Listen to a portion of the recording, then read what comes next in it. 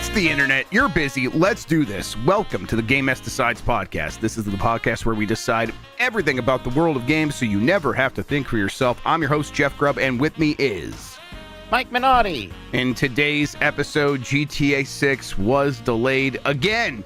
Arc Raiders might be the extraction shooter for us, and we're going to talk about what we think Microsoft and Sony, maybe some other publishers, might have in 2026. We did that for Nintendo on Nintendogs on Tuesday, so let's hit everyone else tonight. But first, Mike, how are you doing? Just traveling, lots of traveling, and it's like I'm so crunched for time for traveling, and then I was like, I mentioned something offhand about playing Dragon Quest 1 on Giant Bomb, and I didn't do that, and I'm a bad person, and I'm not going to be here tomorrow, so I better do that now. So I played Dragon Quest 1 on Giant Bomb right before this, and that was fun, actually, so that was a good time. I'm glad I did that. Good. But, I mean, I'm not, like, anxious about the traveling. I'm just getting worried about all this flight cancellation stuff, and I'm like, great. So, like, what happens if I'm in D.C., and they cancel my flight home? I guess I just rent a car and drive back. It's not the worst thing in the world. What Steph was considering doing from New York. She did make her flight, and it was fine for the most part. It seems like there's a good chance you'll be completely fine. But yeah, I was definitely looking at the same thing for when we go to Minneapolis, which, by the way, that flight was expensive. So it's like, okay, I should have booked that a while ago. Good moves. Same. Yeah. Whoops. Yeah. Whoops. It's just like I do the thing where, like, I don't want to think about the trip after the next trip, even though, like, I have to, because that trip is less than a month away. Yep, that's you're definitely not wrong. I was doing the same thing, and then I definitely looked up prices last week, and it's like, oh, since then it's, of course, because it's a week out now, so of course it's more expensive. I don't know what I was thinking, but yeah, I'm like, okay, if I get stuck out there, I could probably get on the train and take that, because that goes to Cleveland. That goes actually not like to one town over from where I live, so I'd probably do that. But still, not a great situation. I hope everything just goes smooth for you. They gotta get this shit figured out by the time I'm going to Disney. Not gonna take it anymore at that point. It's marked on their calendar, I think. So yeah, I think Nancy will do something for you. She'll come through for you. I hope so. Okay, at that point, it's like, all right, no more of this shit. I don't know. I'm not super tuned in with, like, the political side of it at the moment, Jeff. Like, is somebody gonna blink soon on all this? Because this seems pretty bad with the airplanes, right? Or do you think it's still gonna be shut down for quite a while? I think it's probably gonna still be shut down for quite a while, but I think they're testing the idea of, like, he always backs down eventually, and he still claims victory. But after the elections, it's like, oh, clearly that was a referendum saying everyone does blame him for it, blames Trump for the shutdown, and so that's going to embolden the Democrats, and they will likely continue with their strategy of not giving in until the Republicans agree to extend healthcare subsidies, which they are trying to take away from people. So we'll see. I bet it's not going to get solved magically in, like, the next day or two, but eventually they'll. It's gonna take a couple.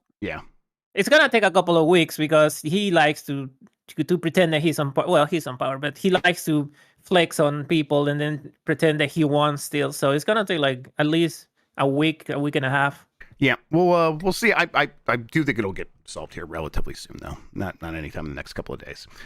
I want to be clear that I don't want to be like, I'm inconvenienced. They should just give up on the healthcare. Everyone's inconvenienced. That's the thing, and, like, a lot of people are not getting paid, and it's crazy.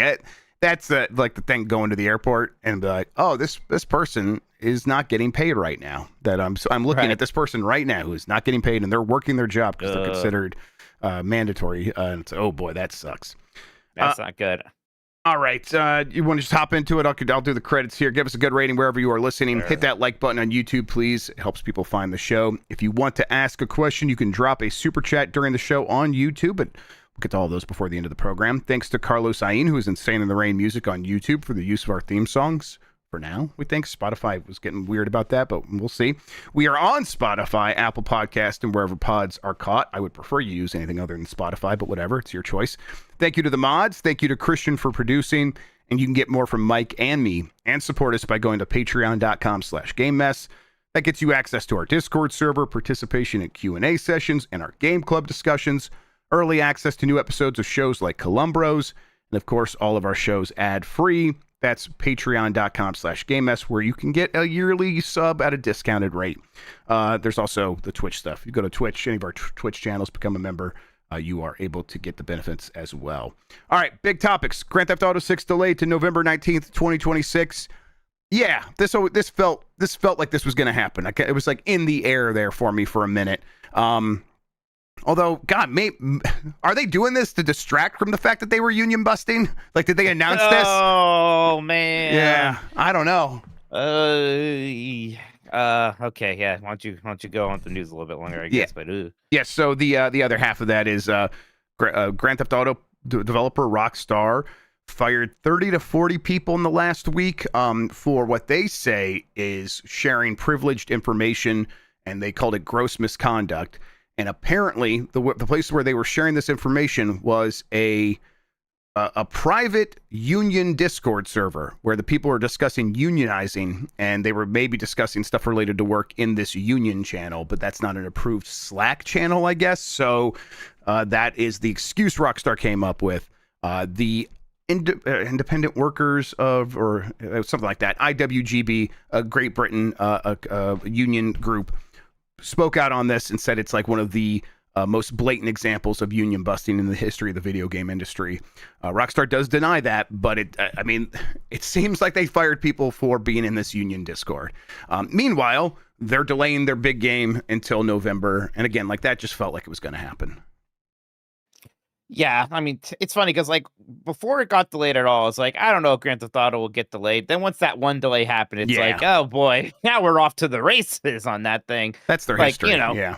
Right. Like, is it even really a 2026 game? I guess we'll see. But yeah, I mean, I honestly do care so much more about this union busting thing because that is just gross. And even if for some reason they're legally able to say that the issue here is like, whoa, this wasn't an official work Discord server, and they, talk about secrets, blah, blah, blah. It's obvious that they were looking for that because they're upset about them talking about unions, and that's the real thing there. And that's really gross from a company that is going to make $1 zillion with their super expensive GTA game. Gosh, GTA. I feel so weird. I've always been a little bit like, I don't like GTA as much as everyone else, and then everything about GTA and it being the biggest thing in the world, and it just kind of, it's like the industry needs it, but also it seems bad for the industry. I just don't feel great about GTA. Yeah, I've never been the biggest fan. I liked GTA 3 a whole bunch, and that was always just kind of like, it was almost a party game. We'd go hang out, and we'd pass the controller around and do fun stuff in Grand Theft Auto 3, and that's my jam. I like that a lot. Nothing ever really recaptured the magic of that for me personally. But yeah, so it's never been a game I'm like, oh, I just absolutely can't wait to play that. It's more like a professional curiosity. Let's see what's going to happen and what effect it's going to have, and is it going to like boost the sales of these flagging consoles that are kind of falling off a cliff a little bit in terms of their relevancy? And I think all that stuff will happen whenever the game does come out. But when it comes to this union busting, it's like these companies, we see how they behave when they are trying to just like find growth anywhere, where it's like microtransactions and everything, and raising prices at every possible opportunity, just like peeling the nickels and dimes away from us as much as they possibly can. The idea that they then might have to share the efforts of like they're scraping that money off of everyone from the efforts of the labor of the people actually producing the games, and share that in a long-term way with the people responsible for making the game, scares the hell out of them. And it's at a certain point, it's like, okay, you should be forced to do that then if you're really that scared of it. But regulation being the way it is, even in places like Europe, where the Rockstar is primarily based in was it Scotland, I think. That is the kind of thing where these companies, as long as they can get away with it, they will do it. So the question will be, are they going to be able to get away with this move? And as far as we understand, it does seem to me, in my opinion, like it is definitely union busting. But they're going to claim, hey, these people did violate their contracts, so it's going to come down to someone stepping in. Like there will be a legal battle, and these people will have to try to fight them. And I bet Rockstar is going to just want to settle here in a couple of months, and then they might be able to just kind of get away with this, and that's going to be really disappointing. And then Rockstar will go on to release the biggest game ever released, the most profitable media event probably outside of a Final Fantasy VII crossover with Magic the Gathering. It'll be just short of that maybe, but Otherwise, it's going to make a ton of money, and they'll continue to do this. And it's a real shame because Rockstar is in this moment where they're like, they've rehabilitated their image a little bit, where they're like, hey, we're not, pounding people with nonstop, just like work hours and leading up to the release of a game. We're not going to just kill them with crunch, and we're doing a lot better on that. And it's like, yeah, but underneath you were still Rockstar, and this is all the proof we need of that. No, that's all exactly right. Yeah, I just wonder if they're going to get away with it, right? But I didn't think about that with the delay, because I'll tell you what, it worked, because I was like, oh, wow, GTA's delayed, and that's all I was thinking about for a moment there. Boy, you're right. And what I like about that, we'll get to it later. And then that Marvel Rise of Hydra game, like, we're delayed too. And I think that was we're going to sneak in there while everyone's talking about GTA being delayed. They probably knew that game wasn't going to be coming out when they said it was for a long time. But now today they put it on a tweet, right? Now it's real. That game doesn't feel like it'll ever come out. Like, do you even know what it is? Like a real yeah. Video. It's like a really cinematic. It's World War II, and you play as Captain America and the Black Panther. Yeah, these are like the facts about it, but like what is it? Yeah, exactly. What is it? What is? Yeah, I guess it's. I don't know. Yeah, it's going to be an action game. It's the Amy Hennig game, right? It's Amy Hennig, so it's going to be like story focused, and it's going to probably have a lot of set pieces. But like, I can't just say it's going to be like Uncharted. I mean, maybe it is. Captain America had a gun at that time. I don't think the Black Panther did. No. So yeah, I don't know. We'll see. AAA games are weird right now. It's extremely weird. It also just feels like I use the term like the fever will break. It does still feel like that's going to happen for like big games where like it will happen because some developer was able to accidentally discover some cool innovation that makes AAA gaming fun and surprising again. But for now, it feels like it's just kind of paint by numbers and make those numbers as big and shiny as possible and spend all your money on that. And it puts all these games in a weird rut to the point where it's like, well, we're just looking forward to GTA 6 because we know that will be the biggest and the shiniest. And then we'll kind of see what other tech they're able to come up with. I will be surprised still if Grand Theft Auto 6 makes 2026 at this point. Not as surprised as I am or was not as surprised as I was, whatever, about this one happening. Like, this delay felt like inevitable. I don't think another delay is inevitable, but I still think it's very much on the table. Yeah, definitely on the table. Like, gosh, it's a point where it is just, gosh, 2027. It is still so wild that we so quickly got to a point where it's like, release 3 Grand Theft Auto games for one generation, and now it's like you'll get one every 15 or 20 years. Yep, and Matt Piscatello is like, this will probably be the last Grand Theft Auto I see in my life. New Grand Theft Auto. It's like, yeah, like for a lot of us, maybe. I don't think we get another one in 20 years. It'll be 20 years as long as everything goes to plan with this one. There will not be a new Grand Theft Auto in the 2030s. Yes. You're right. The next Grand Theft Auto will come out in the 40s. Yes, in the 40s. I don't like it. Nobody likes it, but that definitely is the way it feels. Oh my God, it can't be like that. Jesus, it's just Christ. The reality. I mean, they told us flat out, like, hey, or a developer at Rockstar told us flat out, we just stopped making DLC. I guess a developer, it was Dan Houser, because Grand Theft Auto Online was so successful, and it's like, yeah, that'll certainly be the focus for them. So here we go. All right, and then the Rise of Hydra delay. The last thing there was, I don't think they gave like a new time frame. It was originally or previously stated would come out in like early 2026 or something like that. Right now, it's in indefinite time. Like they have not provided a new date of any kind for the release of this game. I think they're going to have to like reintroduce it, right? Like we're not, the next thing we hear from this game isn't a date. It probably is like the final full reveal trailer to like just actually say what the game is. Yeah, exactly. Because like I said, like I don't really know what this game is. Like I know, it has things going for it immediately because it is Marvel and it is Amy Hennig. But like both of those things, like Marvel and video games, that's not some guarantee. We've been seeing, projects get canceled or just kind of, fizzle out. Amy Hennig hasn't been able to release a game since the PS3 days, right? I'm right. I mean, I think Uncharted 3 was her last one. You are right. Yep. So I mean, it's a crazy. We still say that name, and we kind of there's reverence there. But gosh, it's the PS3 days. That's wild. So yeah, I mean, it's not like she probably has no talent anymore. I hope she does, but it's far from a guarantee that her being involved in games good. And PlayOn is publishing this game, Jeff. Yeah, what's PlayOn? And Skydance Games is involved, like Skydance Games. That's the Skydance New Media is the developer, right? And they it's a division of Skydance. So okay. Amy Hennig's studio was founded by Skydance, and then PlayOn, which is formerly Koch Media from Austria, is publishing it. As part of the Embracer Group, right?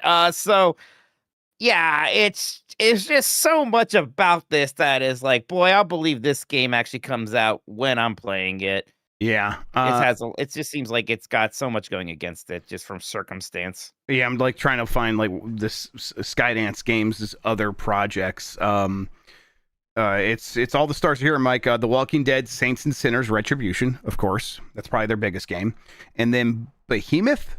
Do you know what? Does that sound familiar? Behemoth. So generic sounding. Yeah, it's very generic. There's the Behemoth. They make make video games. The Behemoth, and I know that because I go to PAX. And then the other one here is it's just another. Yeah, it's what is this one called? There's an untitled Star Wars game, Jeff. Don't forget about that. Of course, yes. Is this a VR game? This Behemoth game? I don't know. Either way. This feels like a project that is a bit big for them, but also, they have Larry Ellison's Oracle Billions, the actual new richest man in the world. Once again, that's his kids run Skydance, and so they should just have endless money over there. But who knows if they are getting any attention because they're busy buying fucking Paramount and everything else in the world. So, hooray! All right, last thing here, Arc Raiders reviews. Let's see if we could pop that in here and talk about this. I'm still surprised that thing's at a 93 on OpenCritic. I mean, it's really good. It's surprised to me that people instantly sort of got it the second it launched. Are you surprised? I mean,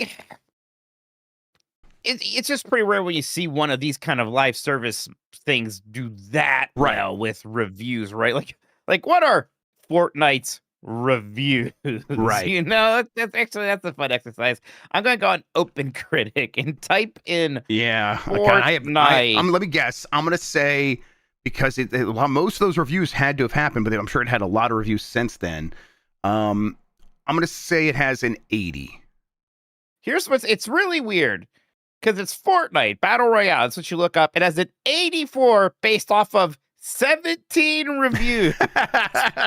Wow, the biggest game in the world. One of the most played games ever. 17 reviews. That is very weird. Right. Yeah. But I'm not surprised Arc Raiders is doing well. It seems like it's definitely has it's doing what it needs to do for people. It's that game, but in a way that's really attractive for newbies and fans of that genre, which is that's the secret sauce right there. There's some buzz around it. I know we had a good time with it. I kind of do want to play some more. I would be playing more if I wasn't feeling a little duty bound to play Fortnite because they added Simpsons and Disneyland to it in like the same week.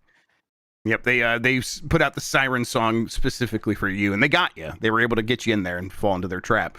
I've been playing it on my Steam Deck here or there a little bit, and I'm certainly understanding the appeal. Like I was saying that earlier, and that's how I continue to feel. Where it's like, oh yeah, I am not playing it right now, and I am imagining how I would feel if I were playing it, and that feels good. So I'm gonna go do that. The loop is pretty cool. The idea of just everything you get, feeding these resource like hoses back in your home base and upgrading that stuff. It's like, okay, I could just see myself doing that and like playing solo. And I played a little bit with Christian the other night when I was just on my Steam Deck and it worked really well. So yeah, it's been good. I just I like the way it looks. I just think it has a nice strong It's style. a good aesthetic. Yeah. I didn't realize this was be in Ohio, but it's Toledo. Is it really? That's fun. Someone in my chat told me that. Maybe they're lying, but maybe at least one of the maps is Toledo. I think. Is it Speranza? No. They're in Italy, is that Toledo? It might be Toledo in Spain, right? Isn't Toledo in Spain? Oh, they were No, joking with me. I dude, get what the it. fuck are you talking about? The game happens in Italy. What are you Well, talking there, about? is there Yeah. a Toledo in Italy? Because there's a Toledo Right. in Yeah. Spain. So Toledo, Ohio is named after a Toledo. Yeah. Okay, that makes so much Oh more my sense. It god, got me for a my second. I was like working through it. So yeah, That makes more sense. Toledo's nice. It should take place in Toledo. They got a nice science museum there. I had a good time. So whenever we talk about this game played, I feel like there are like some people in chat who, get upset about the AI-ness of this. What is the AI factor of the game aside from like the voice modulation stuff? I think it's much the voice. I can tell. I think it's the voice modulation that. stuff for the most part. I think Yeah. they might use like speed tree, but we talked about that before. What- That doesn't count. Like those characters you talk at the base, are those voice actors talking to me? Or I is think that those are voice actors' voices who someone mentioned this to me, and I can't remember who now, that those are voice actors that were paid initially and they agreed to have an AI model trained on their voices so that this company could then continue to use those voices for other lines in the future. But I don't know. I think I think there's a lot of speculation. Yeah, yes, I don't know, because they don't sound AI at all to me. And I bet we're not hearing any of those. I bet we're not hearing any AI lines. And if we do, we might still. And at which point that would stink. But nothing I've heard is like jumped off the screen at me as sounding like, oh, that is just someone's voice being filtered through an AI program. This is my theory. The voice modulation, I was like fucking around the other day with you. Those voices sound exactly like the voices of the characters we use. And I think they're talking about that. And maybe it's like when they add a new item to the world, they're going to use that AI voice to like make the name of that item. Because they did do that with the finals. People are pointing out. That's it. The finals work the same way. Yeah, in the finals, the voices of the people, like the announcer, those are AI, and you can tell because they're pretty bad. But here, the NPCs, the traders, don't sound like AI at all. So maybe it's really good. I don't know. Yeah, well, I mean, it's going to continue happening in games like this, and of all shapes and sizes. This game is not some tiny little thing. It is well funded and has a team of 250 people or something like that. So it's strange. It's like, like the voice modulation stuff, whatever. That could even be kind of neat. But like if your game is this and it's even doing well, I don't think I want you to be making computer voices for your characters. You can, especially if you're making a ton of money, where this game's going to make a ton of money. It's like, just bring the actors back and pay them. Just pay them again. Have you been seeing everything going on with Square Enix? Yeah, a little bit. We were talking about before you joined. My understanding is that Square Enix kind of cleaned house a little bit on their publishing side and maybe some other parts of their management offices. A lot of Western stuff, a lot of UK jobs, and apparently a lot of US stuff in North America and Europe, and specifically in the UK. Yeah, they are trying to centralize all of those efforts back in Japan. And then I think they didn't say how many people they laid off, because it's not what matters. They said how much money it's going to save them. It's something like $19 million a year, which, okay. Yeah. I guess that's a lot of money. Is that a lot of money for... It's not a lot for them. For Square Enix, it's like... So like... It's even that a dent. I'm trying to like think of like back to like when I was covering earnings calls frequently. I'm like, what were like EA's like profits? And it was like hundreds of millions of dollars. I think their revenues are in the billions, or at least $1 billion for a lot of these companies per year. Is Square Enix close to that? I don't know, maybe not. But they're certainly not. $19 million is not going to change their fortune in any real way. Obviously, this is just part of an effort to cut costs in a bunch of different ways, and they're hoping that'll add up. And it looks good to investors, so they just keep doing it. But yeah, I don't know. Do you think, like, and then when the guy's talking to the investors and saying things like, we want 70% of our quality assurance and debugging to be done by AI by 2027, is they being serious? Or is this like when they were talking a lot about NFTs back in the day, and then they did some of that bullshit, but either they immediately saw it wasn't working, or that so much of that was shareholder research? I don't know. It's just pretty concerning to be seeing that talk from them, right? Yeah. Yes. Because I think that they are saying it, and whether they believe it or not, they'll try, because it's the thing. It's the meme, like, oh, turning the dial and looking back to the audience to see how much they're excited about it. And investors do like to hear this. And it doesn't seem like the AI doing QA jobs was related to these layoffs, but it's all certainly part of the same concept of reducing cost across the board. And that's where these big publishers are at, because they continue to flounder when it comes to creating new ideas, new games that can sell to new audiences and grow and attract a vibrant community of players. They're sort of lost when it comes to that, so they have to keep cutting costs for now and hope for the best. Hope they like sort of break through and get on the other side, and then suddenly there's a ton of people waiting for them. And it's like, I think what you're going to find is you're going to have your lunch eaten repeatedly, and you certainly are not going to like fade into irrelevancy, but there are going to be a lot of people who just wake up one day and be like, I'll just go play some Persona and I will be happy with the next Expedition 33 instead of whatever Square Enix is doing. And of course, if Square Enix puts out a banger Final Fantasy, all those people will show back up. But in the meantime, it just feels like this is a company that doesn't have a good direction or good vision.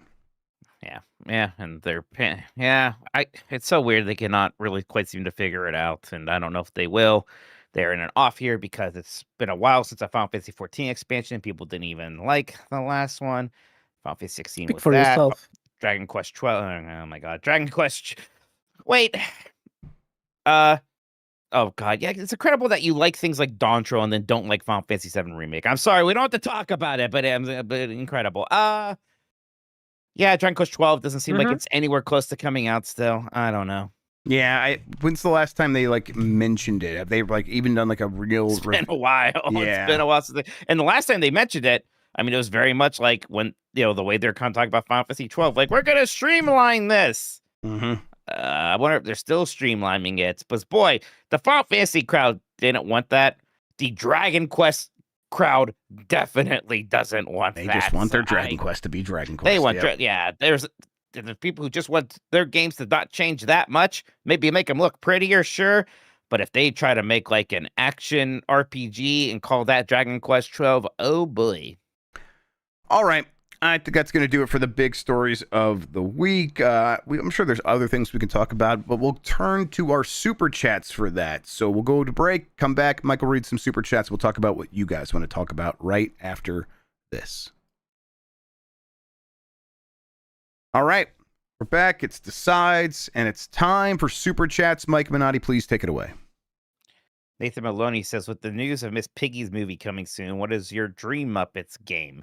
Muppets of Kingdom Hearts 4, current 3D platformer, dating sim.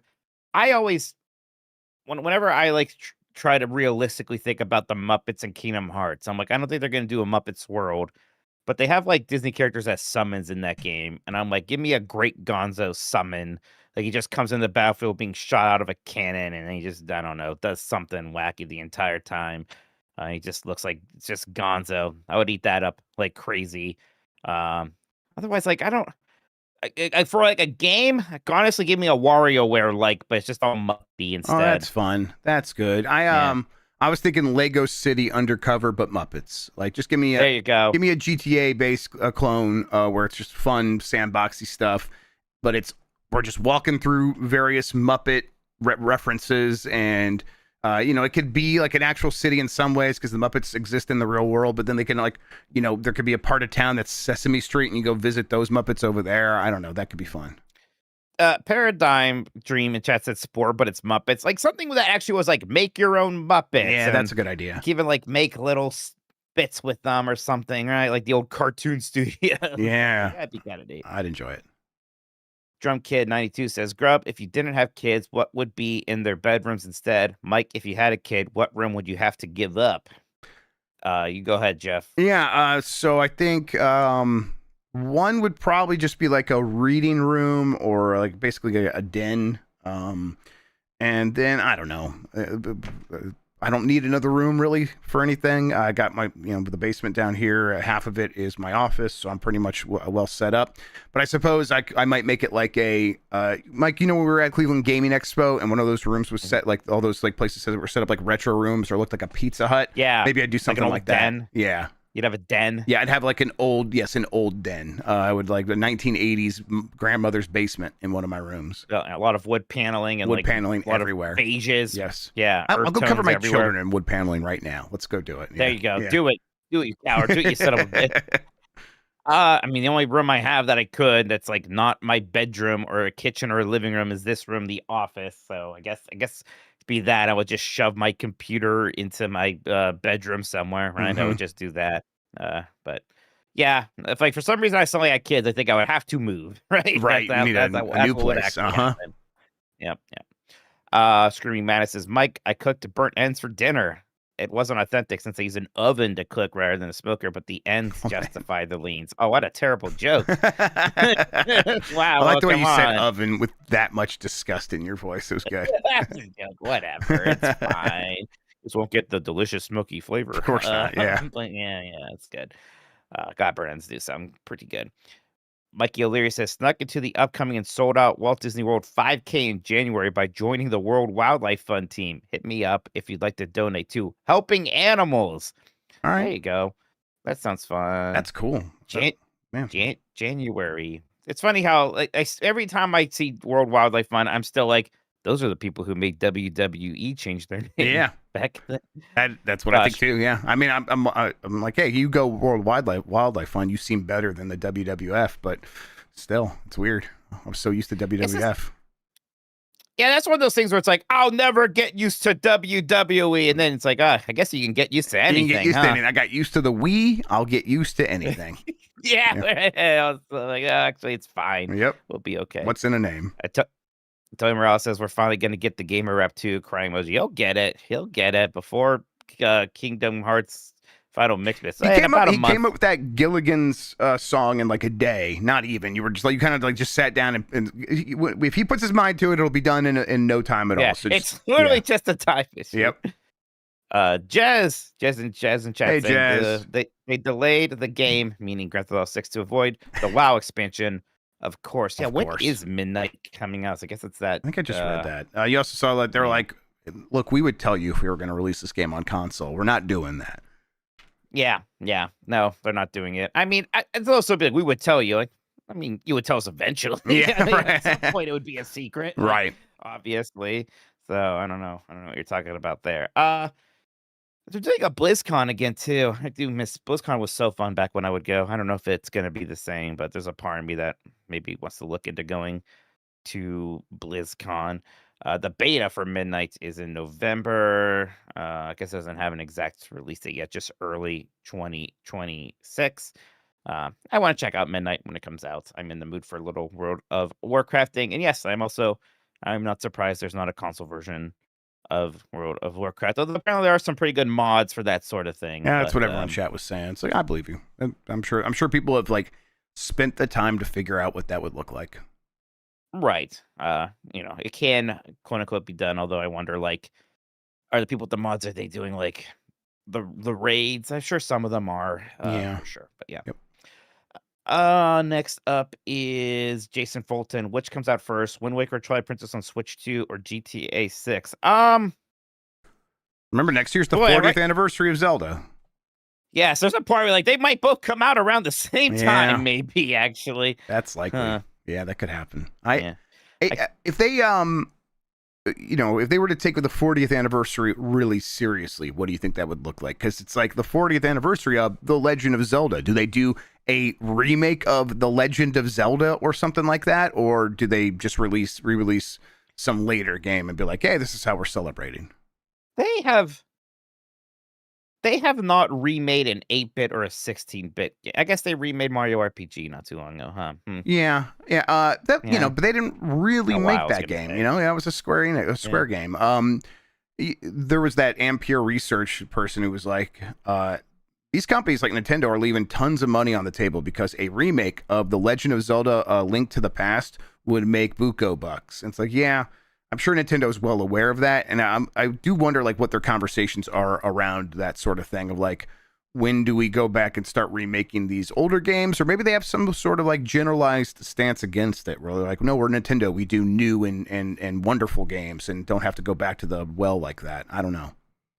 Yeah, because like obviously they do remakes. do. There's some strategy to it. Like they're just not going to constantly do it. I mean, if they did, I mean, there would have just been an Ocarina of Time remake right now, and for Yes, by every now. console. Instead, we got yeah, we had some ports. We had one remake of it on the 3DS. I mean, in terms of what they do for this one, I don't know. It's like you expect something biggish. It's not going to be like the new big Zelda game because it's just not the time for that yet. I bet a lot of merchandise is the answer. So, like it won't be that Game & Watch, but stuff like that. Yeah, You will have something like Wind Waker and Twilight Princess. something. So just like how we had Galaxy 1 and 2. And maybe there's something bigger like an Ocarina of Time remake. I don't know. I hope so. Next up here is from Phantom23 says, driving to Disney from New Jersey. Thanks for the company. Hang in there. Yeah, you're welcome. Yeah. I've done Ohio to Disney road trips all the time. Not all the time, but I've done a dozen or so of them maybe in my life. Maybe even that's pushing. But yeah, it's I recommend having a dad who's real dad about driving places. That helps a lot. They like don't want to make stops. They don't want to sleep for the night. They want to do it in one day, even though it's a detriment to their health. That makes it really easy for me. Mm-hmm. I just sleep. I'm a passenger princess, man. I just go. I go sleepy, and then it's like I wake up and I teleport it to Disney. It's nice. That's nice. That's cool. How far of a drive does something have to be where you're like, I'm just flying? Well, if it's just me, Mike, there's kind of like no distance I wouldn't drive. I like driving, and that could be an adventure of its own.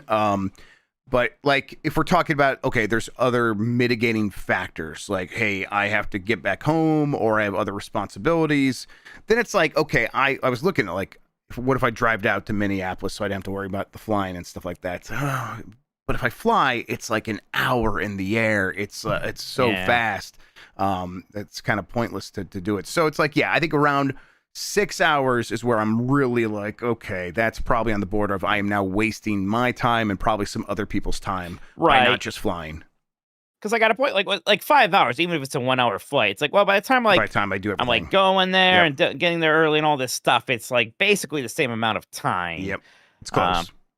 Yeah, exactly. So it's close. Like even when we did this New Jersey trip, there's probably like I could have probably just driven that really if I wanted to, but I didn't want to. So we flew. Then I paid for it with the awful trip back. Jez with 5 gifted memberships, by the way. Thank you so much, Jez. Really appreciate that. Just called you a Jeff also. Sorry about that. Thanks, Jez. I know that's upsetting. And Tony Morales says, Grubb, how's it feel being an ugly friend now? Sean, how's it feel to be the best looking employee at Giant Bomb? Penis. Oh, I find it very welcoming. This is where I'm home. I'm used to being the ugly friend, and now that everyone's acknowledging it again, I feel very good about it. This is where I want to be. I'm glad Jeff has been put in his place as the ugly friend. Thank you, Sean. Makes me happy. Thank you. I appreciate it. I'm glad I haven't been labeled. I'm so fragile. Silko Shooter says, got my new MG1 Platinum today with the Giant Bomb front panel. Hell yeah. Also, Adrian Prisman seems really good for it. Hey, thank you so much. That's a good here. We were really happy with Bane Gear, everybody. So like, go buy those computers. Like seriously, they're awesome. Buy computers. They're good. I'm excited to plug my in. Me too. They were definitely a really great partner. It's just, I know it's like, yeah, I'm glad people are, doing the thing that they're hoping for. They're hoping to give us all this treatment. We're not hoping people will buy a panel or computer. So I'm glad some people are. It's nice. So did you buy it that night? Like when we were doing the marathon, like did you buy it very early on? And did you like the Giant Bomb front panel? Did you mean like the standard Giant Bomb one and not like one of the other ones from like one of us? Probably, I assume probably that standard Giant Bomb one. Yeah, because early on it was like every single one that was sold was apparently Baclar's. I wonder if there was some confusion there. I wonder if some of these other ones actually did sell. So maybe one of yours did sell, Mike. Who knows? Who knows? If you bought my panel, tell me. I'll give you something. I'll bribe you. I'll bribe you to buy my panel. I'll pay for it. No, I won't pay for it. Let's see. Next up is Agent of Prism. That is a game that's out, huh? It's like fully out. Like you could just go buy it right now. I might because I'm stupid, but I don't know. I don't have time for it. That's a new Legend of Zelda game, kind of. I think the plan is because we were going to do some fox hunt tomorrow on UPF, but It's weird and not worth the hassle. Not everyone has Delta on the same platform, and that's a pain because it doesn't have crossplay. So I think there's a chance that we might do some Age of Imprisonment with a special guest star who's an expert in that Muso series. Come help us out tomorrow on UPF. So tune in for that. Plus, she cut off her microphone from her headset anyway. Dan worked on that. Yep. Let's see here. The next up is from Firehair. It's Mass Effect Day here in the UK, aka my birthday. Oh, happy birthday, Firehair! Happy birthday! Right, month backwards. So today is. Oh no, it's 7th day. Wait, no. Yes, today's and wait, what? November 7th in 7. So it's past midnight. Right, that's how it works. Yes. Yeah. Okay, it's going to be on 7th day for us as well. Then. Yes. I'm stupid. No, here's the thing, Mike. All these days are stupid as well. Like, I'm not saying you're not stupid. You are. But these days are stupid as well. The N7 one is like mildly clever. I make fun of the Last of Us one a lot. I'm like, that's when the world ended, stupid. would you like to celebrate when the world ended? No. Fake fan? Like, I don't know. This Gears of War, like, do they have a date for emergency? And they're like, this is our holiday now. Maybe. I don't know at this point. Probably. Are they gonna? You think they're gonna say anything about Mass Effect tomorrow? No. I mean, they might acknowledge that it's still happening, but I think it's too weird. Like Dragon Age just came out, really, in the grand scheme of things. Boy, it sure did, huh? Yeah. How many copies do you think that game sold? I think it probably did like 2 million, 2 to 3 million. Yeah. Not great. Interesting, man. Boy, this is their last chance, huh? Definitely. Yeah, definitely. Happy and 7th day Mass Effect. Perform or die. Looking at my Kirk, it says, can we get a Baby Steps Lord of the Rings collab where we get to walk from the Shire to Mount Doom as Frodo, Samwise, and Gollum could tag along and keep us company? Yeah, I would like just a Lord of the Rings walking sim game of some kind. I hope that is maybe one of the avenues that Baby Steps takes going forward is like collaborations, and they just release like stupid maps based on something like Lord of the Rings. That would be a lot of fun. I would definitely do that. That'd be great. That's your game of the year, isn't it, you son of a bitch, huh? I mean, who's to say? I think it's your game. I know you. I think it's your game of the year. I'm going to play some more of it. Who's to say? I'm going to play a little bit more on my own because I've mostly played it on Parsec with you being 1 foot. The ideal experience. You got it. You don't need to play anymore. Connor Wood says the new Samus amiibo are really good. Aminus. I'm mad. I'm like holding off on it. I want to get at least a motorcycle one, but I don't want to get it right away. But now I'm mad that I could have that right now. Yeah. Because that'd be amazing. And God, less than a month from now, we're playing that game. So. I know. I'm so freaking excited. That last trailer looked so freaking good. I'm only mad now that I'm not going to have the time to play 2 and 3 before it comes out, but that's okay. I'll just do it later. Whatever. I'm like very curious to see what Bacalar is going to say about it. Bacalar went to play it today, everybody. He's allowed to say he did. So. Yeah, I was wondering because some people were like, "I can't believe Bacalar went instead of you two." It's like, well, it was in New York. It's in New York, and it's like I'm not going to go out there when he could just drive there and like park his car that he owns. I'm glad he got to play it. I'm excited to hear what he's going to say about it. So we'll do that here next week, everybody. I'm so freaking excited. Ryan Allen says, speaking of collabs, Warhammer Survivors was announced a few days ago. A Vampire in Italy is trying to ruin me, both 40K and fantasy. Is Warhammer Survivors like, what is that? Is that like a Vampire Survivors? Yeah, it's got it is Vampire Survivors. Yeah. Man, boy. Okay. This is gonna something I wish. I wish a better franchise got all these video games.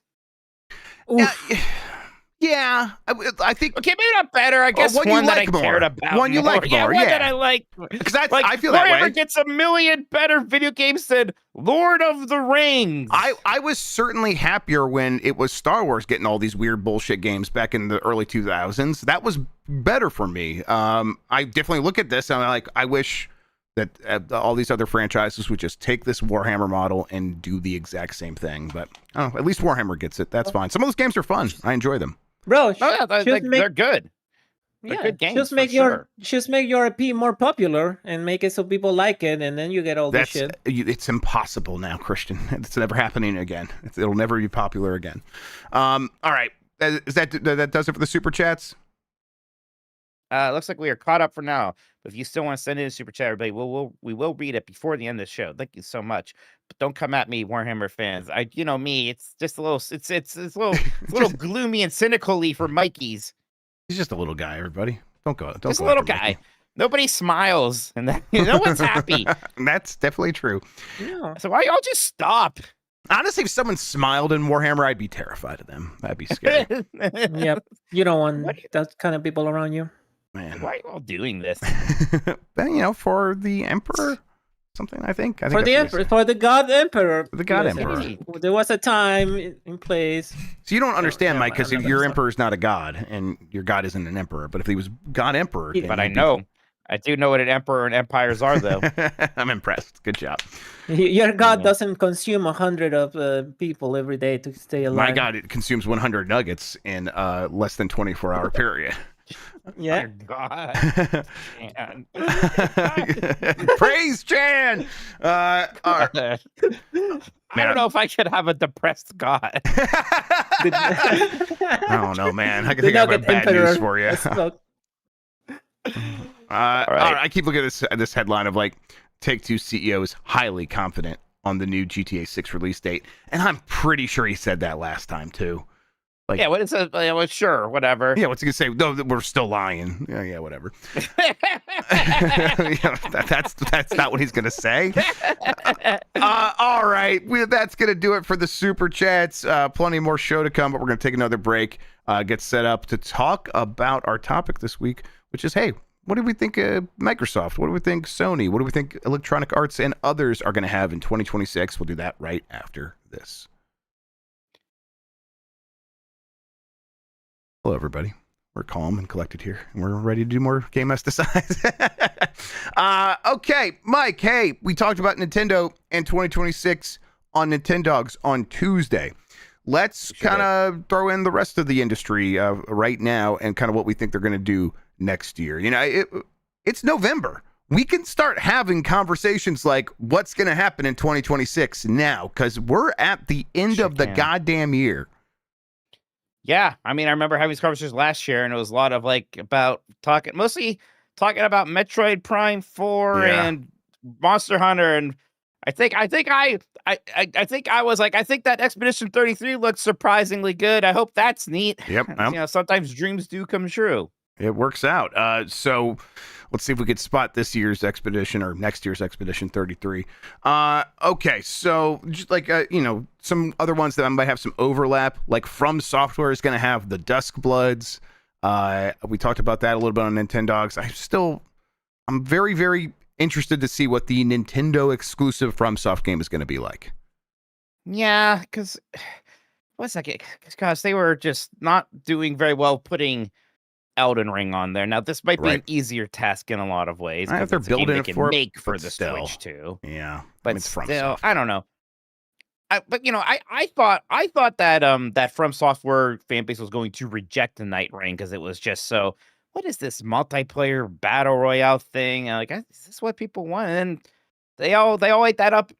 Also, so maybe whatever this PvP focused take on it is, people are gonna like. Although it feels extra weird that it's like so close to being Bloodborne 2, right? Aesthetically, and then it's not gonna be that. I wonder if there's gonna be less patient for it, or maybe it's just so mechanically sound and interesting that everybody's gonna be really excited and along for the ride. But it's a big question mark for me. If it was roulette, I'd be a little bit afraid to put my chips on it. Yeah, same. It does feel like the safe bet is this is not like the thing I was hoping it would be, so I reject it. But you're right; they just proved us wrong with the last one.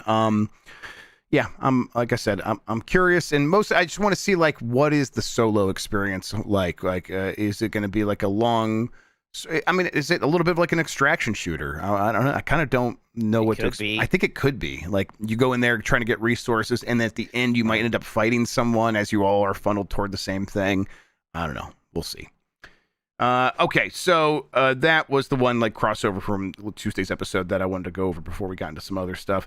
Let's get Xbox out of the way. Halo Campaign Evolved. Remember that thing? That's gonna happen.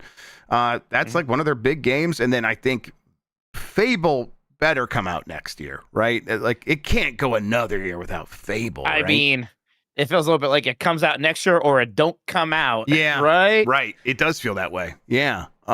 There's Gears of I War mean, E-Day as well, and Forza Horizon 6. These are the ones that I think have all been confirmed one way or another. Yeah, E-Day could be like the real big fall game. Probably is going to be that. I mean, I think it has a it's just 2026, so could always be delayed, but it is certainly time for that one. I mean, 5 came out 2019, so gosh, 6 years. That's about right for the Gears series. Forza feels like the even more sure thing. It almost maybe even more important at this point, actually getting Forza Horizon out there. Especially since we've seen. I mean, it seems like the PlayStation audience embraced Forza more than it even embraced Gears of War when they released that remaster out there. And frankly, it's the one I'm kind of a bit more excited about, especially with the Japan setting that everybody has been asking for. Halo is interesting because it's this curiosity. It's a little weird. Like, I know why it doesn't have the multiplayer stuff, but it's strange to do Halo without a lot of that, at least, the PvP things. But still, that is a campaign that's very iconic. And there will be a novelty to playing that on PlayStation, I suppose. So it's just this little, floater. God, but yeah, what is Fable, man? What is that game? What does that look like as an actual product? And I'm still bummed out that we're not talking about Perfect Dark as a possibility. When you I was went looking forward to that. Went to the bathroom during a break, and I was kind of like putting the stuff together, and it was like, just cannot believe they actually canceled that game after all these years. It is such a bummer. And after all the bullshit about Quadruple A Studio and the, talking about constantly reminding us about it, just to be like, never mind, actually. It was embarrassing. Yes, embarrassing is the word. It's not like, it's a shame that they have had worse things come up that it's kind of not brought up as much as it is because there's been so many other problems there.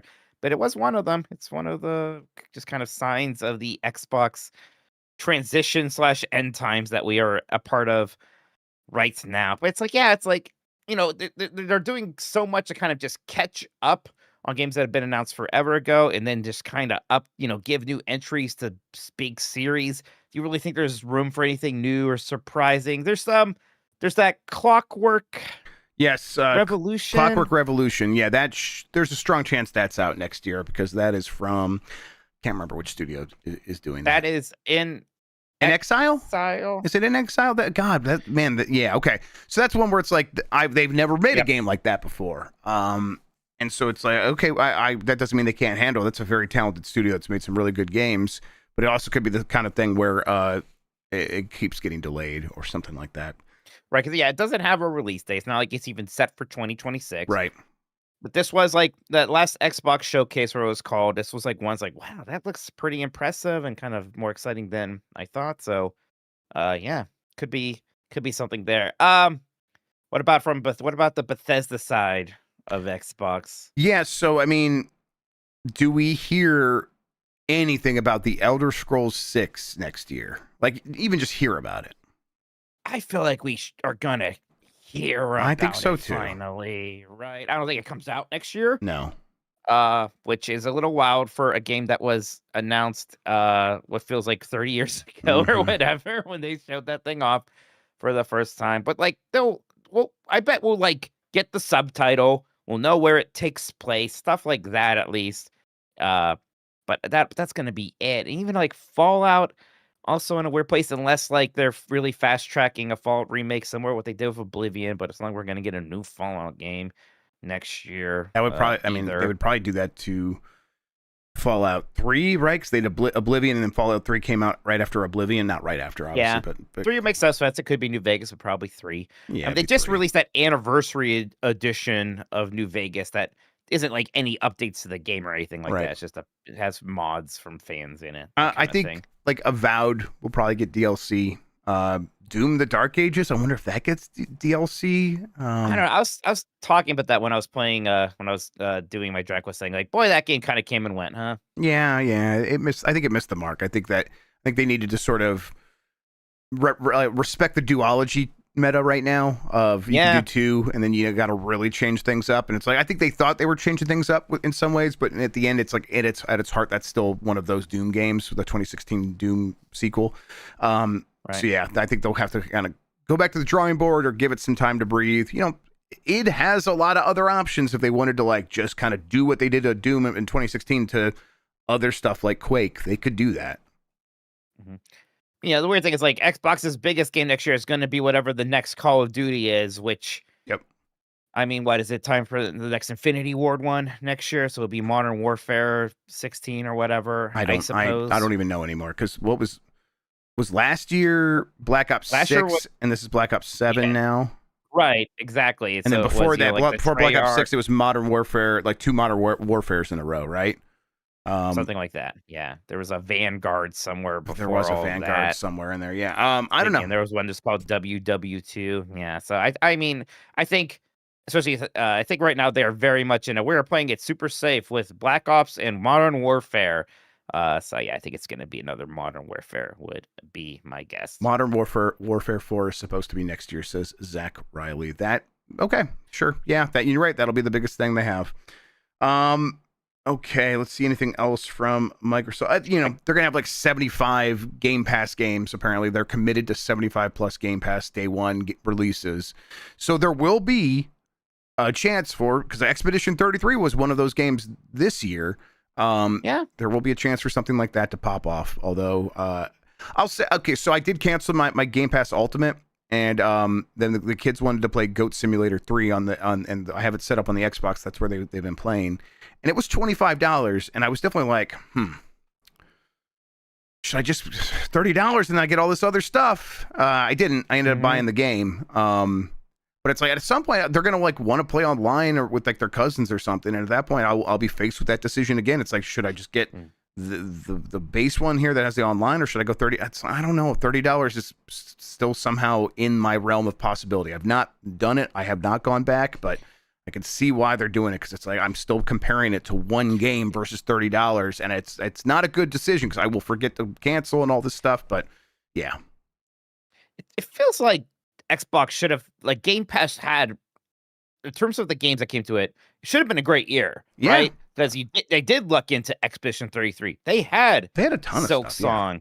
I think Blueprints was there like right away. It's all this great stuff, and you know, but it's like, boy, if that didn't really raise the needle, I don't know whatever is going to. Right? I mean, this really was the year where it's like it all came to a head for like all of their years of investing in these studios and investing in Game Pass, and there were a ton of Game Pass games, and they had quite a few like first party releases between Doom and all this other stuff, and it's like nothing quite like got over the top, but there was a lot of it that was relatively decent, and then those Game Pass games were standouts. Multiple of them were standouts. So it's like, if that didn't change the fortune, I think that's what they were looking at. They're like, nothing's changing our fortune here. We have to change up the strategy entirely. Okay. Oh yeah. Anything else? I wonder what well, Blizzard. Oh sure, yeah. They are doing a BlizzCon next year, which makes me think that they've got some stuff to announce aside from just, you know, new characters for Overwatch. So just like give me the quick rundown of like what is the status of the main franchises from them right now? Yeah, well, World of Warcraft is gonna have a big expansion next year. Diablo 4, I think, is getting an expansion next year. I forget if that's like an announced thing or just clearly happening. You know, Hearthstone's chugging along, fine. It's been nothing from StarCraft in a while. Hasn't been anything StarCrafty in a bit. It might be time for StarCraft. I think that's kind of the thing. If like they're going to announce something big and new, it's not just something out of left field that nobody could predict, right? Like some new franchise. It seems like it's probably StarCraft time. And I don't know what that looks like, because they have not made a new RTS since StarCraft 2. So, but you know, but I also don't know if they're going to be like, we're gonna try to make a third-person shooter with StarCraft again, right? Those projects always end up getting canceled one way or another. So I don't. To me, I think the safe bet would just be StarCraft 3, right? Or whatever it looks like. Was there like a rumor new Blizzard IP, or was that I might be making that up? I can't remember. Maybe they have the Zicky Bears are always doing things. I can't keep track. Okay. Let's see here. Over at PlayStation, you know, some of the stuff that we have mostly confirmed one way or another, or is first party, or is exclusive to PlayStation. Marvel's Wolverine probably being the biggest. 007 First Light, I think they have a deal for that one. I think it might show up on PlayStation and not Xbox or something like that, or maybe it's just a marketing deal. It's coming to Switch too. It's coming to Switch too. Yeah, I think it's coming everywhere actually. Let's see here. I think Saros, the kind of follow up to Returnal.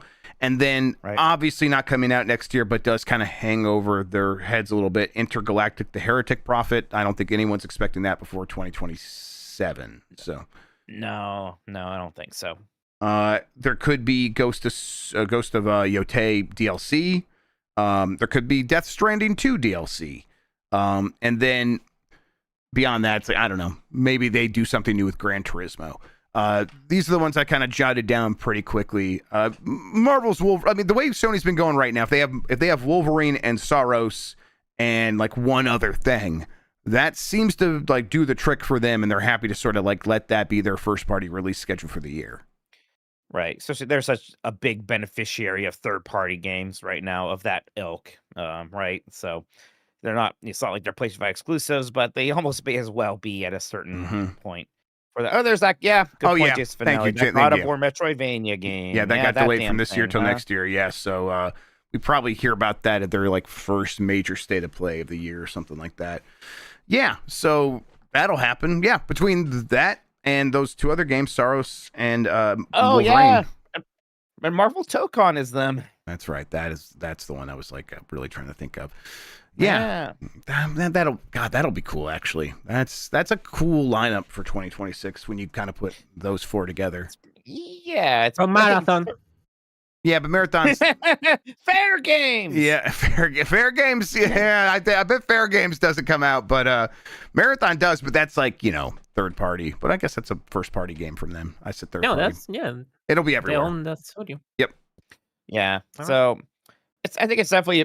It looks on paper like a better lineup than they had this year. I mean, I don't know. It's not like it was a bad lineup, but certainly not. It's like it was largely two heavy hitters with Death Stranding 2 and then Ghost of Yotei, and there's some other. Gosh, I know. I feel like I'm forgetting something else that was them this year, but yeah. I can never. I'm just curious about Wolverine still, because it's still like just what is like that gameplay loop, right? Or is it even really a loop, or is it just kind of action sequence, story moment, and is that still play? Maybe it does.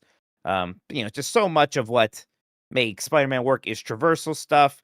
You can't really do that in Wolverine. So much of what makes Ratchet and Clank work is kind of the weapon stuff and the goofiness.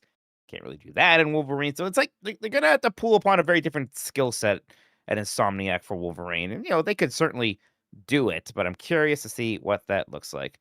Yep, and everything they're doing here is like practice for their next 10 to 15 years, because they are on the hook to make those rumored X-Men games. So it's like they're gonna need more than just a Spider-Man when they go to make an X-Men game. They're gonna have to be able to handle a character like Wolverine, because you're gonna have to come up with different ways, different verbs for players to do. So this is pretty important to set them up for the future. God, I don't.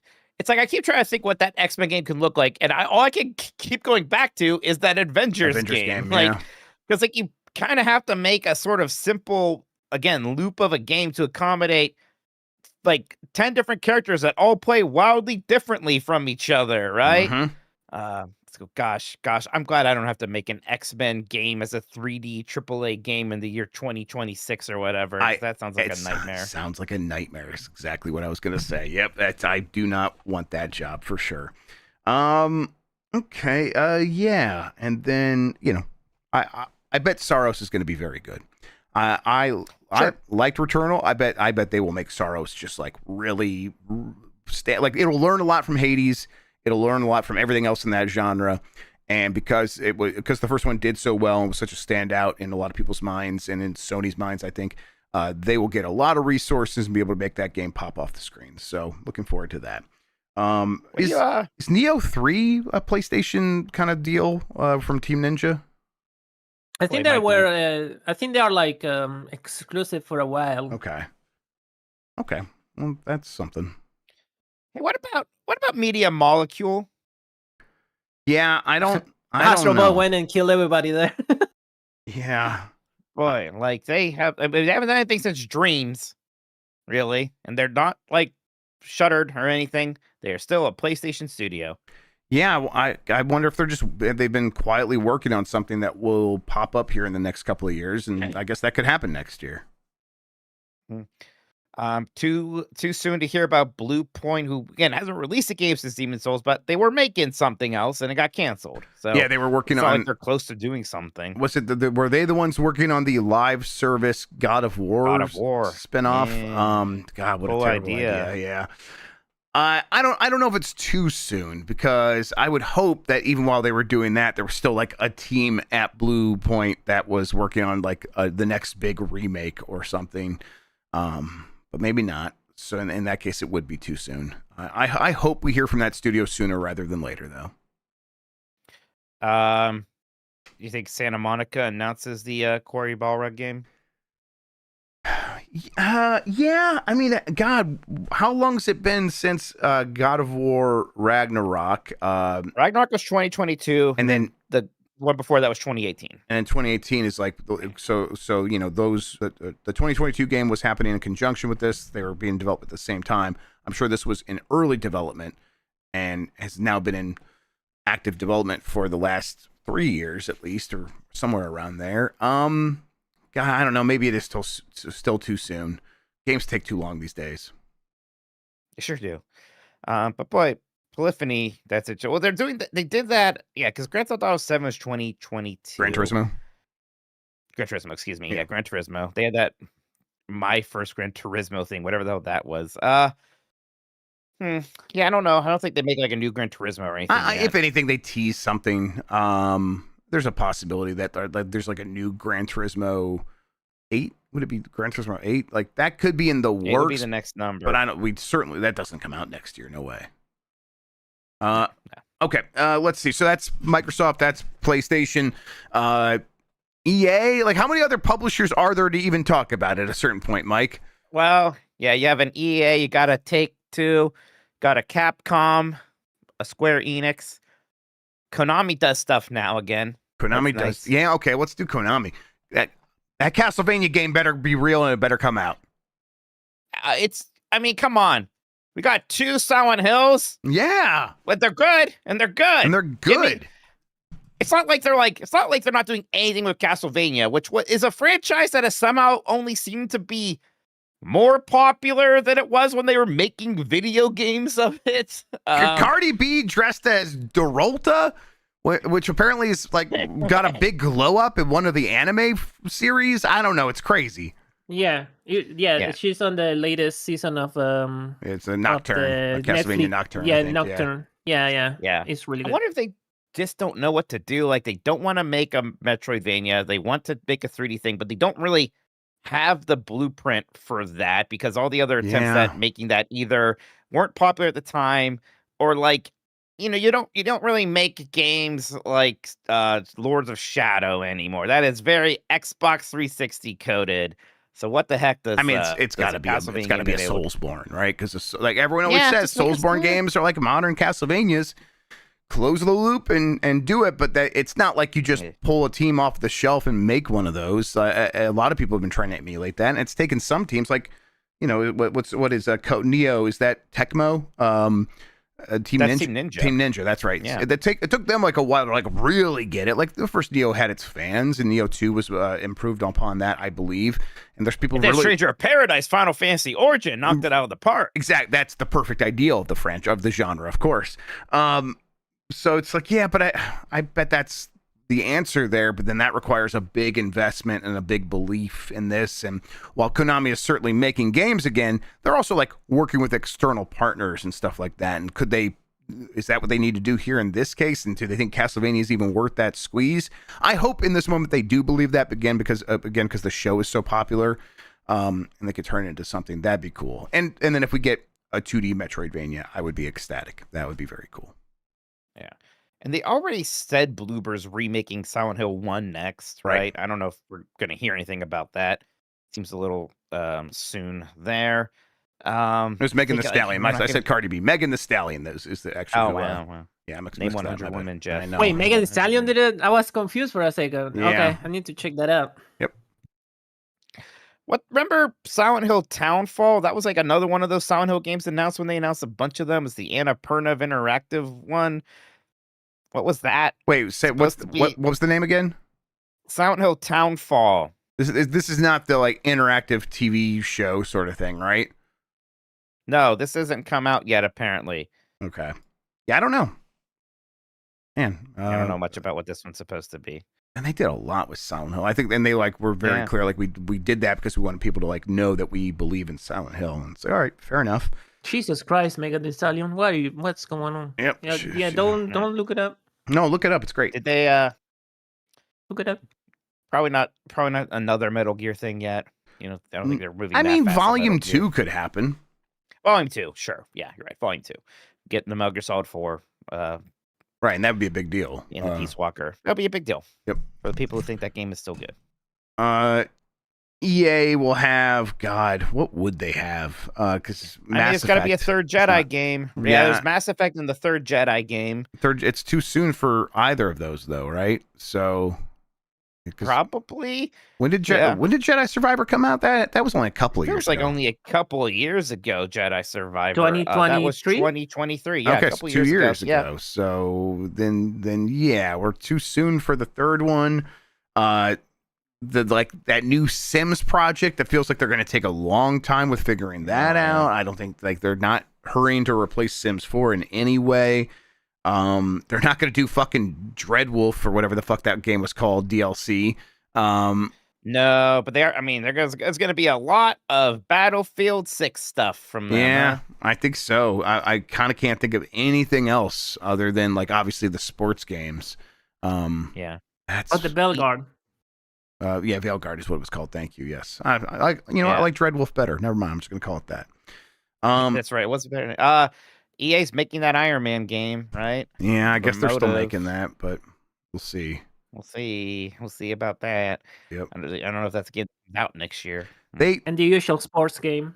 They're gonna shit out the usual sports games. Non-FIFA game. They canceled their Black Panther game, right? EA canceled. Yeah. Yes. That's right. There's that Star Wars Tactics game that Respawn is helping. Oh with. yeah. Okay, yeah. we could see that. That could get revealed and released next year. I could see that happening. Okay, let's see. Rockstar. I bet they're gonna have a game, or maybe not. I guess it could get delayed. Not. Yeah. Yeah. Fuck them. Grand Theft Auto 6. What are you saying? They're confident.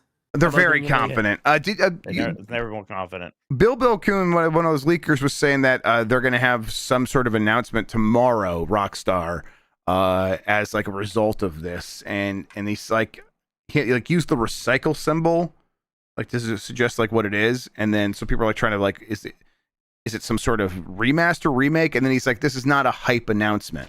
So I'm like trying to figure out what it could. Is it ping pong? Is it table tennis?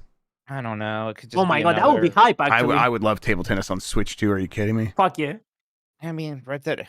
Like my go-to is just Red Dead Redemption 2, like getting slightly updated, maybe coming to Switch 2. That's probably it. Right? Because like I mean, that's not that exciting, right? It's yeah, something but, though. It's not like the bully remaster that people want. Right, and you always got to keep in mind, like, this is one person's opinion on what is hype and what is not, and people can be weird about that, so who knows. Okay, Ubisoft. No, Ubisoft. They will likely have an Assassin's Creed next year. This last one did pretty well. So Assassin's Creed Infinite isn't actually a thing, right? Like, whatever that was supposed to be, that like this Portal ongoing, like that's nothing except perhaps maybe did you an play initiative Shadows? now. Did you play Shadows at all? Oh, I think when you load that game up, I think there's a way to select the other Assassin's Creed games from there, and I think that might be. I think that might be all that has been left over from whatever Infinite was going to be. Is like now it's just a way to like, it's like a launcher for Assassin's Creed. It's weird. Okay. So I have a question. I don't own any other Assassin's Creed of those that were on that list. So I don't know if that was a real thing or just like them showing you the other games. I don't know if you could actually launch the other game. I don't think anyone knows because it doesn't. I don't even know if it like sends you to a store if you click on one of those other games and you don't own it. I have multiple games in the Ubisoft store that were supported, and I actually didn't try it, but I do believe that yes, it literally just sends you over to the other game because it says a launch game. Okay. Okay. Yeah, the one. Yeah, they have Hex, which is the one that's going to take place in the Holy Roman Empire, which is like the Germanic region, and it might have it might be involving witches and stuff like that from that time. So cool. That could be neat. And that game could also be like 18 months out from Shadows, so there's no guarantee even that comes out next year. Beyond that, it's like Division 3, probably too early for that, right? That studio's been very busy recently, so I don't know. Yeah, probably. I don't know about Division 3. It's not even Massive was spending so much time with Star Wars and then Avatar, right? Right. And that's not even like part of their trinity of games that have like survived the Tencent sort of purge. And those are Ghost Recon, or is it it's like it's Rainbow Six is the one. It's Rainbow Six, Far Cry, and Assassin's Creed. Yeah, those are the only three that they said there. Beyond Good and Evil 2, Jeff. Yeah, this is its year, I believe. Are they just like I was almost believing that game was happening again when they released that remaster and it was still like teasing it, and then that feels like a while ago and they still have said nothing. I'm like, do you think they finally cancel that thing this next year? I don't like. They haven't canceled it yet, and at a certain point, it's like, what's the point of even canceling it? There are so many not real, or don't feel real Ubisoft games, because there's also the Sands of Time remake, and then they Splinter Cell remake. Splinter Cell remake. They announced that. Yeah. The Black Flag remake is probably happening. Maybe that comes out next year. That's actually probably what releases next year. Yes, that sounds right. And then Hex comes out the year after that. Okay, I could see that. I liked Black Flag a lot. It was not like oh, this is my Assassin's Creed. It was just like, no, this is another good Assassin's Creed. But I don't know. I'm in the mood for sea shanties. I like that game quite a bit. All right, hey, Capcom, Onimusha, Way of the Sword, right? The new Onimusha game. Yeah. Looks cool. That looks very cool. Resident Evil Requiem, of course, is due out in January. That's going to be remakes. Yes, some stuff will be coming to like Switch and stuff like that. Yeah. Monster Hunter Stories 3, is that one that they said would be coming next year? Okay. I mean, I don't think it's not a game you announce 2 years before it comes out. No, right? you're definitely right. Yeah. I think it better be coming out next year. Pragmata, baby. Pragmata, Mega Man. Pragmata. All right, so yeah, Capcom's gonna have probably another decent year. And they probably have stuff that they haven't even announced yet. I'm gonna go on a limb and seeing how people reacted to the Monster Hunter Wilds whole situation. I think they're gonna like truckle on and kind of get that expansion, like maybe probably next year, like end of next year. I think. Yeah, I think they will try to get that expansion out fast. Yes, I agree. And then even if it is just to move past Wilds in a way that so they can like be like, okay, we did that, and maybe we survived, or maybe we resuscitated it, maybe we didn't. But if we didn't, like, let's just get on to the next game because I think they're going to be happy to move on from that one. Oh, I would like an Ace Attorney 7 very much. Yeah, chat's bringing that up, and it has been a bit. I think they've done all of them in collections now. I don't think there's any of them left to re-release unless they want to do like the 3DS era ones, which maybe they do. But yeah, I think it's time for a new Phoenix Wright finally, and I'd be very happy about that. Yeah, I think they did all that work to bundle up those games, and I don't know. We're getting like a new whatchamacallit from Level 5. What is their Professor Layton? Professor Layton, yeah. We're getting a new Professor Layton game. We certainly should get an Ace Attorney's game as well. I don't know. Okay, Bandai Namco. I guess they're making. No, they have the Tekken 9 still years away. Let's see. Yeah, that's a while away. They'll probably have some new Dragon Ball game, not like necessarily a big one. No way. Yeah. All right. Oh, wait. By the way, when that Sparking Zero came out, it seemed like everyone was so excited and happy for exactly 10 minutes. Now, apparently, that thing is the worst thing ever, is all I hear now. Oh, Everybody really? hates it, and yes. Are you shocked too? Yeah, I'm a little shocked. They actually all. I thought everyone would be like, we know what this is, and we're gonna play it for a while, and like maybe we'll pick it up at parties in the future, and we're fine. I didn't know it like had like a bad reputation at this point. Yeah, people don't like it now. Incredible. Yeah. We should play it again and like sing its praises. Yeah, they're releasing new DLC for Dragon Ball Fighter, so maybe that game is not dead in the dustbin. So maybe they're doing something with that. Maybe that'd be crazy. I don't know. We'll see. What else from Bandai Namco? I don't know. Square Enix. Give me Rage Racer, you pieces of shit. Well, we'll see. Hopefully, they'll give you Rage Racer. That's fitting. Final Fantasy VII Remake Part 3. I don't know if next year is the year for that. Okay, good. They'll talk about it. I don't think they'll talk about it next year. Okay. Yeah, we'll see it, but maybe a little early. And then Dragon Quest VII Reimagined is supposed to come out next year, right? That's happening. I continue to think that game looks awesome. That'll happen. Dragon Quest 12, no. Maybe they finally talk about it again. Right. Maybe they probably remind people it exists. That's the least they can do. Yeah. I mean, Kingdom Hearts 4. Yeah, I guess it could happen next year. That one I guess it could.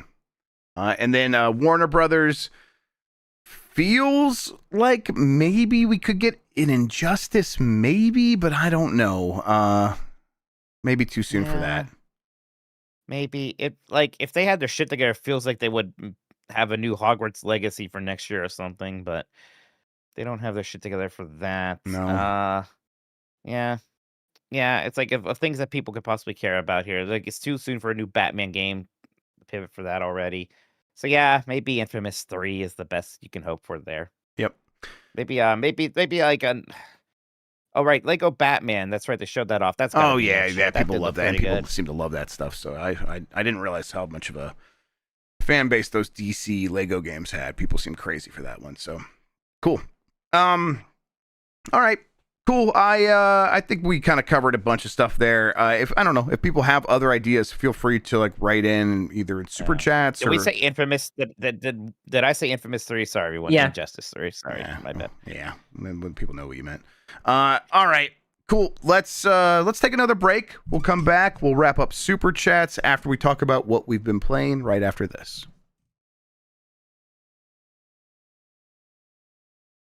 All right, we're back. Mike, what have you been playing? Parasite Eve. Actually finished that yesterday. The PlayStation 1 Squaresoft Classic. It's been a big one on my pile of shame on the backlog. I've been wanting to play it forever. I started during spooky season and finished it just a little bit afterwards. And that game was shit hot. Yeah, I'm glad you liked it. I watched you stream a little bit of it, and it just looks so much better than I even remembered. It's like, God, these games look cool. It's like if you like PlayStation aesthetic, right? Like whatever you think that is, like this is such a PlayStation aesthetic game. Yep. It looks so freaking cool. The pre-rendered backgrounds, the blocky but like kind of charming character models. The music by Igor Shimomura is just insanely freaking good. It's just an all-time soundtrack. And I love the battle system and the fact that it is survival horror in tone, but you do kind of have this turn-based, but also real-time like movement battle system. It's just such a neat thing. The story gets real. It gets just the right amounts of weird that you want. Good. And goes places. Gosh, I'm almost sad. Like I don't have time to do the new game plus stuff because apparently there's like like sometimes there's like this bonus secret dungeon. Oh sure. When this game it's just the Chrysler building. You just like go up all like the 72 floors, whatever the Chrysler building. I'm like, oh, that sounds awesome. That's awesome. But I probably don't have time for it right now. But that game's got hype. That game, I think, it's like one of those games that is actually, I think, regarded better now than it was at the time. Like, not that it was, at the time it got like 8s, and now everyone's like, that's just one of the best PlayStation games. It was a big deal, and it reviewed pretty well. Like, it was a pretty good game at the time, and it's like kind of every time it comes up now, I do hear people talk about it in hushed tones, And I was like, I've been surprised by that. I'm like, oh, I didn't realize that, just because I remember that initial reaction being like, yeah, it's not Final Fantasy VII, which was, I think, kind of the consensus in that moment. Yeah, because I mean, but that's what's so neat about it, because it still has like SquareSoft RPG stuff. Yeah. But it was their first M-rated game, so it's taking itself pretty seriously. It's not goofy at all. It has it's modern New York is the setting. It's just so much about it that's neat. It still has all the stuff that you would want from SquareSoft, but they're trying things. I wonder what I'm going to think of Parasite Eve 2 when I eventually do that, because I think like at the time people did criticize for like, well, why isn't this more like Resident Evil? Because that's what it should be. So then they made Parasite Eve 2 more like Resident Evil. And I bet it's going to be a good game, but I bet I'm going to really miss the stuff that made Parasite Eve unique. Yep. Yeah. I bet you will. I've been playing Mortal Kombat Legacy Collection, and mostly for the documentary stuff at this point. And I'll say it's I guess I didn't appreciate just how Chicago that game was. Like that's one thing that really comes through in the documentaries. Like these are just all a bunch of Midwest Chicago boys who got into this business for whatever reason. Like, in Ed Boon's case, he was just a technical kind of smart whiz kid, and became like really good at doing the special effects lighting on pinball machines for Williams. And it's like, oh, I guess I didn't even really know that. I did not know he is the voice of the ventriloquist doll on the Funhouse machine. That's Ed Boon's voice, apparently. What? I'm like, oh my God, that's amazing. Then John Tobias just being a street artist, like he was doing graffiti and these murals in Chicago, was just this like really talented artist and liked kung fu movies. And then these crazy kids got together, and Eugene Jarvis and some of these other guys created these tools to take frames from a VHS tape and put those frames into video games. They're like, well, here's an idea. Here's what we can do with that. And it was just obviously sitting around saying, wouldn't it be awesome if, and then they all had the talent to make that stuff a reality. And it's just, oh man, games are better because there were people making games in all these different pockets of the world. And at one point, like the mecca for that was Chicago for this moment in the 90s. And it was, I don't know, I really appreciate that. It's just excellent work. Area 5 was involved in the documentary stuff. They have some of those guys actually show up. These are the former 1UP show people. So they show up in some of the clips here or there. And it's like, oh, you can just tell this is high quality work and people that really understand games working on every facet of it. So, and then, at any moment when I'm like, God, Mortal Kombat rules, I just press the X button and it takes me to the games, and I can go play a little bit of Mortal Kombat just because I'm like overwhelmed by the need to do that. And then I could do a few rounds and be like, God, the CPU is really cheap. And then I can go back to watching the documentary and having a good time. It's a really excellent package. It's the best one of these so far, and I've really liked all of them, especially like Atari 50. But this one's even better so far. Does it bother you at all? Because like all the stuff you're talking about, I think that's what I'm interested in too. And this package is getting beaten up pretty badly because of like online support and input lag and things like that. It's interesting because like, because it's like, do you care about any of that? Well, I'm playing on PC where I guess that stuff wasn't as much of a problem. People are having issues on console, but maybe there are some issues on PC. But I'm here for the history. To me, that's the whole reason this thing exists. Although I appreciate that it's not like we've had all of these Mortal Kombat games in one package before. So for a lot of people, they do want this to be also an excellent way to play games. And of course, it's fair to criticize that. Seems like they're working hard to update it. There was just a patch recently. I don't know how much it actually improved things, but I know that they're trying to. Yeah. And we played it and had it was like it was like 20 seconds of lag or latency on the PC, and it's like I didn't notice that. I couldn't tell you when that was happening. So if it stays around there on the PC side of things, I'll be just fine. The 100 milliseconds of lag that was apparently happening on consoles, that would be frustrating. I don't blame anyone for complaining about that. But hey, in the meantime, go watch all this excellent historical documentation of this incredible. They have so much like footage from the time, and they have John Tobias's notebooks, and they're scanned beautifully. and you could just see, oh, he was really just kind of thinking about this stuff in a very simple but effective way of like, Kung or Shang Tsung is the villain, and Johnny Cage is going to be the sidekick, and here's the skeptical character, and it's Stryker, and the Stryker actually turned into Sonya Blade and Jax, and they're like they don't like buy into all this mystical bullshit, but they kind of have to because they get strung along. It's like, oh yeah, just clever, easy writing that can be conveyed very quickly in a paragraph of text in an arcade machine, and I don't know, it's very impressive to see it all just laid out like that. Yeah, I am like, I need to dive into this because I'm very excited about the documentary aspect of it. And, this when we were playing it at the Bombathon, that didn't put lag thing to bother me. But there's also part of it's like, man, like Digital Eclipse already got criticized so hard for having it put lag problems with when they did the Street Fighter 30th anniversary collection and things like that. And it's like, how can you let this happen again? Yeah, How you can definitely, you got to stay on top of it. Right. Yep. You gotta stay on top of it. You know that people are just going to be so sensitive to these things. And, it's just, got to be able to do.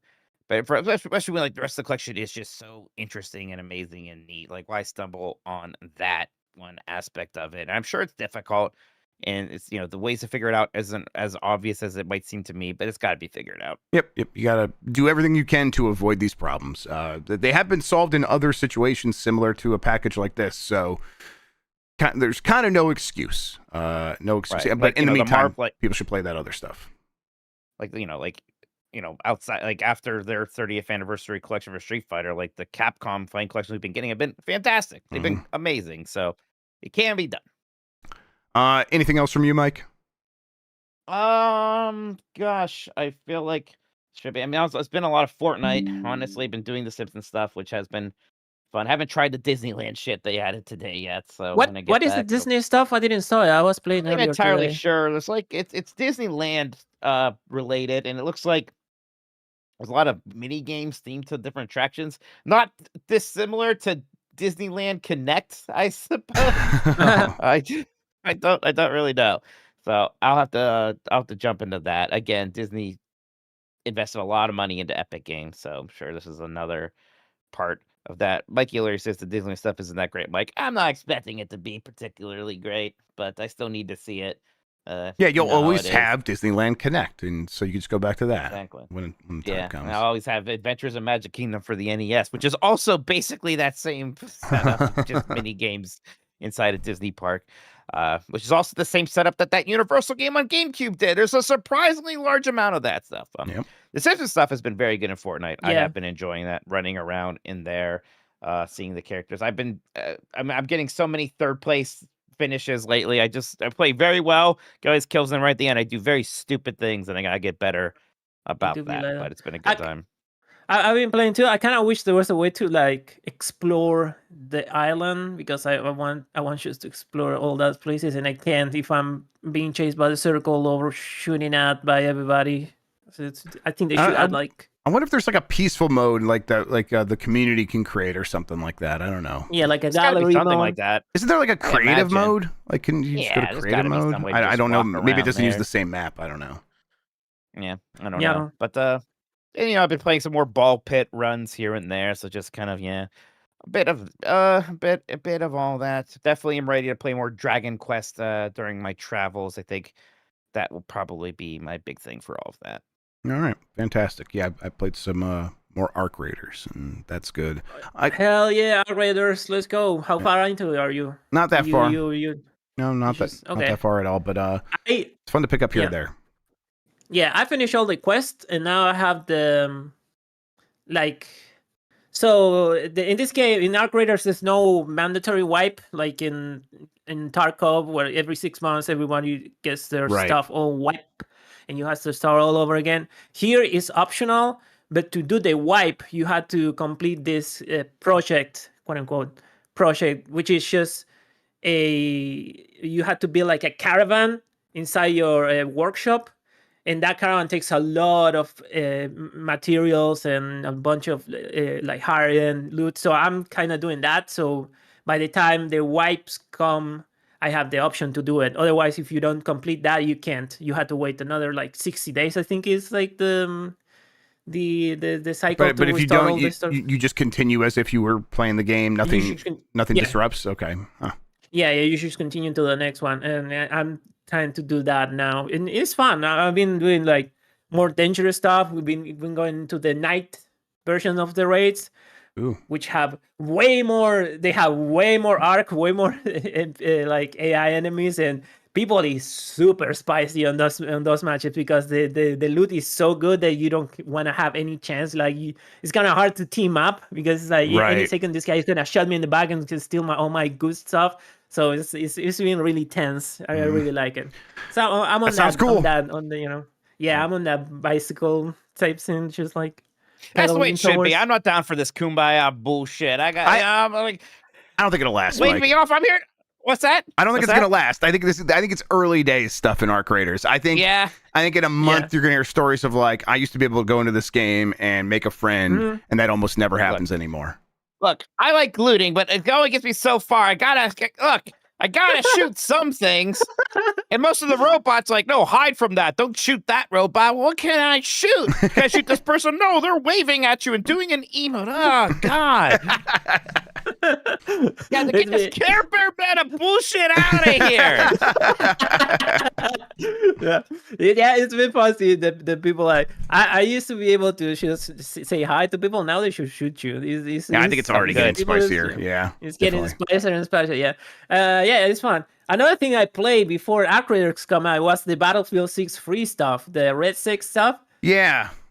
What's up with that? Thing is the battle royale and the gauntlet. The battle royale is whatever. It's a battle royale. If you like, it's one of those. It's just that it's Battlefield battle royale, and the circle is fire, and you whatever. I don't care. The gauntlet stuff is fun. It's a bunch of squads. They pit against each other, and it's round based. And every round, the objective change.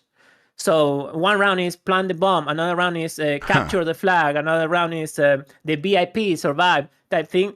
And the teams with the two teams is 8 teams at the start, and the 2 teams with the lowest points they get eliminated, and the other teams go forward until they use one-on-one team. So it's really fun. It's cool seeing like the rotation of the modes and all that stuff, because it keeps it fresh, and because you can have they capture the flag either at the beginning of the match will be like with 8 teams, or you can have it at the end with 2 teams. It kind of changed the dynamic, and it's really, really fun. I really like the gauntlet stuff. It reminds me to Killzone 2, where Killzone 2 kind of did the same thing, when in one match he would change the objectives all the time. So it's been really fun. I haven't had a lot of time to play because Arc Raiders, right? But I'm definitely going back to it, especially because it's free to play. Everybody can play it. So I just highly recommend if you don't want to pay for. Okay, I wonder if that's taken off with people, because I haven't heard much about it. I haven't heard much about it either, and I wonder if like Arc Raiders eating that lunch a little bit. It is definitely. It's definitely Arc Raiders, because I heard people saying the same thing I'm saying. They were like, I think Andy said the same thing from Kind of Funny. They was like, I really want to play Red State because it's a lot of fun, but right now I'm just full Arc rating. You know, another thing I want to point out, you can play solo, because it's a squad. So it's always either with your friends or you matchmate into another squad. And I was getting really frustrated one of these matches where I was trying to do the objective, and I went to the objective and we got eliminated. My squad got eliminated.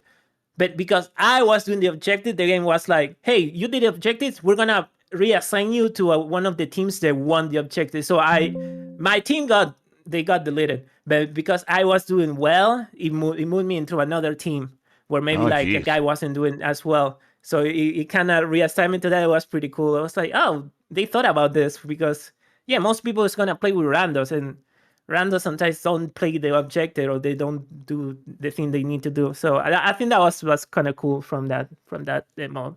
Interesting. Okay, I'm trying to see Battlefield 6 has 300,000 players right now on Steam. So it's doing just fine. Yeah, it seems like it's doing just fine. Okay, let's see here, Mike. Let's wrap up those super chats. Ryan, oh no, not this one. Wait, yes, this one. Ryan Allen says, speaking of collabs, Warhammer's. Nope. Chris Pratt says, decided to try out this Metroid crime game before the new one, and I think I got a buggy copy. I can't see my character, only an arm. Someone help. Yeah, you just call the Nintendo Power Hotline, Chris. They'll help you out. Brio says, Mike cheers on the Parasite Eve streams. It's been a delight, even though I haven't played it. Great music, chill vibes. Yeah, they're surprisingly chill vibes for such a spooky game. How were the vibes on the sperm bank? Gosh, they said, yeah, I was reading the dialogue. I had to say the word sperm a lot. Not as much as I had to say the word mitochondria. I had to say that easily more than I have in total the rest of my life. Wow. But you had to say that's the engine of the cell, isn't it? Yeah. Yeah, it's the powerhouse of the cell. Yeah, yeah. Mitochondria, sperm mitochondria, mitochondria, sperm mitochondria. Man, he's just thank you spitting bars over here. All right, that does it for the super chats and what we've been playing. Let's see anything else. Extra live, Extra live at Giant Bomb community. Tune in. I'm gonna be streaming on Sunday, but it starts after UPF tomorrow, so check that. I think it's gonna be on giantbomb.com/chat. It will be. Pretty sure. That's the plan. Yep. Right, let's go. Confirm. Let's go. Yeah, it's gonna be on giantbomb.com/chat. So check it out. Looking forward to it.